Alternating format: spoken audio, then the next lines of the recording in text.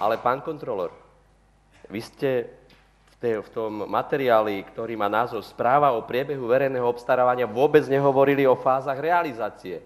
Kde tu vidím január 2010? Bolo splnené, nebolo splnené táto časť uznesenia? Kde tu vidím január až marec 2010, kde mali prebehnúť tieto výberové konania? Spomínate tam nejaký termín, že boli tieto výberové konania v tomto termíne? Čo ste skontrolovali? Boli alebo neboli? Keď boli, tak dobre, keď neboli, prečo? Dôvod, kto je za to zodpovedný? A vykonanie prác apríl 2010, október 2010. Dobre, ešte to beží, boli sme naivní, že začiatok školského roku aj na základných školách pôjde v normálnom termíne. Boli sme zasa naivní. No ešte teraz niekde v materských školách robia, a sú teda v tom termíne, ktoré sme si schválili. Ale ja by som sa vrátil aj k riaditeľom, keď už toľko ich tu nazývate ako manažéri. Viete, čo oni boli cez prázdniny, pán starosta? To nebolo, že prídem z Chorvátska, dám sa vyfotiť v škole, že sa zaujímam o to. To boli manažéri upratovači. Upratovači, doslova upratovači na telefón, lebo nevedeli, kedy kto im tam príde. Ja som volal, pani riaditeľka, tomu nešťastníkovi, viete, kto mi zdvihol telefón? Nejaká poisťovacia agentúra. Ja som sa mu nedovolal. A vy ste sa modlili, aby vám nenapršalo do tried. Takto bol zrealizovaný verejné obstarávania a revitalizácia materských škôl a základných škôl. Nikto tu nie je proti výmene okien, pani poslankyňa. Nikto. Ale to, čo sme urobili, síce školy majú právnu subjektivitu, ale my sme zriaďovatelia. My tu máme úrad, ktorý schválilo zastupiteľstvo, respektíve zriadilo zastupiteľstvo, respektíve je zo zákona, my ho môžeme aj zrušiť, to, čo sme hovorili na začiatku. Ako pomohol úrad riaditeľom škôl a základných a materských škôl? No len tak, že sme tam chodili, vyberali, zaplatili sme ešte externú firmu. Ja si myslím, že to bolo zbytočne vyhodené peniaze. Mohli to urobiť zamestnanci, ktorí majú certifikát, mohli byť odmenení, mohli dostať odmeny. Tých 13 000 eur mohlo byť rozdelený pre zamestnancov a riaditeľov škôl, ktorí sa na tom podielali, ale pán Boháč, verejné obstarávanie na Piesočnej, jedna veľká katastrofa. Keď som sa dozvedel, že je tam pani Kmeťová len preto, že pán Adamat má dovolenku, no nebolo to pravda, lebo pán Adamat mal veľa roboty. Sme sa stretli na úrade. Čiže to bola mylná informácia, dajme tomu. Ale prečo by nám pani riaditeľka na Piesočnej mala rozmnožovať materiály? Veď zodpovedný za výberové konanie je pani Kmeťová. Takže ja som bol nespokojný s tým priebehom výberového konania. Nehovorím, že nebolo v súlade so zákonom, ale s prípravou a s tým priebehom. Keby som sa nebol ozval, tak otvoríme obálky a nemáme ani šajnu, že aké boli podmienky výberového konania pre firmy určené. Rozdelili sme to na 2-krát a stretli sme sa potom o 2 dní, keď sme mali naštudované podmienky a skutočne profesionalita pána Adamáta, ktorý nás tam usmerňoval a kontrolovali sme sa, aby sme teda vybrali toho, ktorý spĺňa tie naše podmienky, ktoré boli vypísané, tak na základe toho sme vybrali. Ale tá príprava a externá firma, nehnevajte sa, 13 000 eur, zasa, ak to bolo len 13 000 eur, zasa vyhodené do luftu. To mohli dostať odmeny zamestnanci a riaditelia. Čiže opakujem, alebo končím s tým, že všetci sme radi, že sú tam tie plastové okná. Je to úspora tepelná, je to zvýšenie bezpečnosti, zvýšenie komfortu, ale ten postup bol nezvládnutý. Ďakujem. Už 9 rokov funguje pre všetkých malých Ružinovčanov a ich rodičov materské centrum Hojdana. My sa tešíme, že funguje a my si aj to isté prajeme do budúcnosti, aby sme mohli fungovať. Nič viac a nič menej, aby sme mali energiu, aby sa nám chcelo, aby sme mali nové nápady. Tak ako už býva zvykom, v Hojdane sa narodeniny oslavujú koníkovým dňom. Pre všetky deti boli pripravené rôzne súťaže, atrakcie a samozrejme živé kone. Ako sa vám páči v tomto materskom centre Hojdana? Výborne, to je krásne strašne.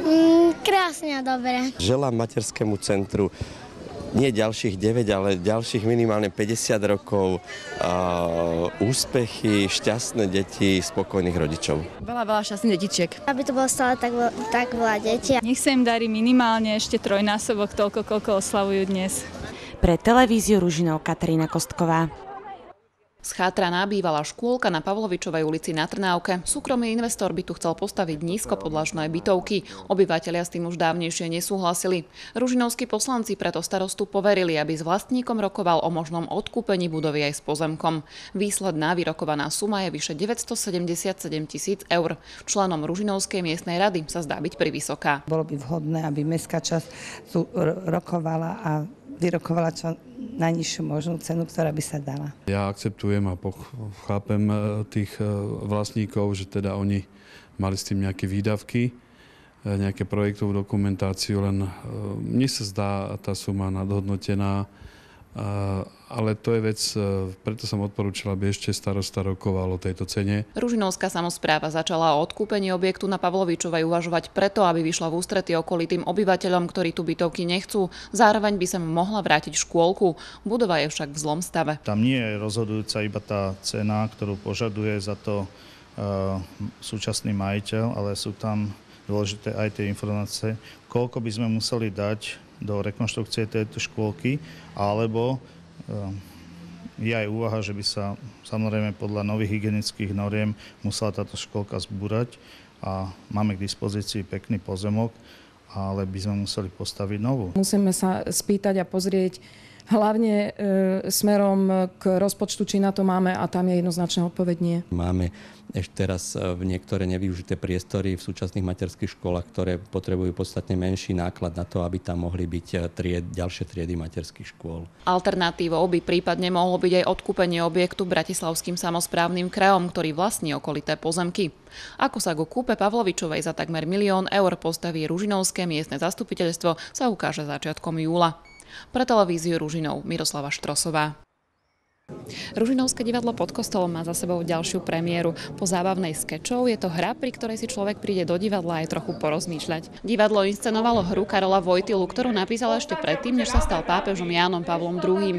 Brat nášho Boha je hrou, v ktorej človek bojuje so sebou samým, so svojím rozumom a citom, uvažuje nad tým, akou cestou sa v živote vybrať. Zároveň hovorí o probléme chudoby. Tá hra zachytáva jeho vlastne voľbu. On sa rozhoduje, či zasvetiť svoj život umeniu ďalej, alebo viesť revolúciu v tej krajine, kde je bieda, kde je chudoba. Hlavnou postavou je maliar Adam Chmielovský, ktorý miluje svoje obrazy, ale chce intenzívne pomáhať aj bezdomovcom. Na začiatku sa v ňom vlastne vie také rozumné, čo reprezentujú všetci jeho kamaráti, že nech sa teda zbytočne nestará o iných a nech si robí to svoje. Napokon sa ale uberie mimo cesty umenia. Založí cirkevný rád, ktorý chudobným pomôže. Nakoniec sa teda dá na túto stranu. A on sa snaží celú dobu pomáhať krakovským bezdomovcom, ľuďom, ktorí teda nemajú vôbec nič. Moja postava je veľmi dobrý priateľ Adama Chmielovského, čo je hlavný predstaviteľ celej hry, a bojuje s ním, nerozumie mu a nerozumie tomu, že čo chce urobiť, prečo sa chce venovať bezdomovcom a žobrákom, a nerozumie tomu, prečo nechce ďalej malovať a teraz zveľaďovať svoj talent. Som rada, že ma režisér do tohto obsadil, že s týmto môžem nad týmto rozmýšľať, čo týmto chcel Ján Pavol II povedať. Publikum hru zakončilo silným potleskom. Diváci sa zhodli, že Brat nášho Boha je hrou, kde človek môže porozmýšľať nad životnými otázkami. Mne sa veľmi páčila. Taká dosť hlboká, niektoré myšlienky som nezachytil, ale s väčšinou som sa dosť stotožnil. Ja som veľmi dohnatý, prvýkrát som ju videl. Vôbec obdivujem našu mládež, že vôbec takúto tému si vybrali. Ja som videl niekoľko hier tohto divadelného súboru. Toto bola taká najnáročnejšia, ale páčia sa mi všetky hry, takže som veľmi spokojný, že som tu bol a že som to videl. Veľmi si vážim odvahu týchto mladých ľudí, ktorí sa pustili s vervou, odvahou a išli do tejto ťažkej témy. Nebáli sa toho a to myslím si, že treba oceniť. Pre televíziu Ružinov Miroslava Štrosová. O pár dní sa v portugalskom Lisabone začínajú majstrovstvá sveta v boči. Svoje zastúpenie tu bude mať aj Ružinov. Ako jediná žena zo Slovenska ide na svetový šampionát v boči Ružinovčanka Alena Hradňanská. Na majstrovstvá sa nominovala na základe úspešných výsledkov v tomto športe ťažko zdravotne postihnutých. Prvýkrát idem takto nejako ďaleko a prvýkrát idem ako reprezentant Slovenskej republiky. Bočisti do nej vkladajú veľké nádeje. Mala by zohrať možno takú úlohu čierneho koňa. v týchto majstrovstvách. V Lisabone strávi s ostatnými slovenskými bočistami 11 dní. Určite bude hrať v kategórii jednotlivcov. Súťaž v pároch sa ukáže priamo na mieste. Ale iní súperi zatiaľ nie sú známi. Súboje sa rozlosujú priamo na mieste. Viem napríklad, že je veľmi silný a najlepší na svete v BC3 kategórii je Greg. Takže toho sa troška obávam, že jeho by som naozaj nechcela dostať ako za supera, pretože on je príliš silný, vytrénovaný športovec, ktorý ovláda naozaj veľa taktík a veľmi, veľmi dobre hrá. Takže toto, keby som dostala ako prvého hráča, tak to by ma možno trošku odradilo, ten strach by sa určite prejavil. Odlet na šampionát zo sebou priniesol aj zháňanie financií. Letenky, ubytovanie, strava, osobný asistent, to všetko stojí peniaze. Tie peniaze na šport pre telesne posunutých sa zháňajú ťažšie. Možno teraz, keď sa podarí nejaký výsledok, že potom to už bude do budúcnosti ľahšie. Aj keď je už len necelý týždeň do odletu, peniaze pre Alenu ešte neboli všetky pokope. O to príjemnejším prekvapením bol dar od zástupcu starostu Ružinova Dušana Pekára. Posledných chýbajúcich 250 eur jej prišiel darovať ako súkromná osoba. Nebola to vysoká suma a kvôli tomu, aby nešla na majstrovstvá sveta. Týchto 250 eur mi veľmi pomôže, najmä v to, že doplatíme čas na letenky, ktoré boli pomerne vysoké. A ešte určite budú nejaké samozrejme výdavky ako poistenie a podobné. Do odletu na šampionát zostáva 6 dní. Alenka dúfa, že nezačne zasa uradovať islandská sopka a do Lisabonu bez problémov odletia. Pre televíziu Ružinov Miroslava Štrosová.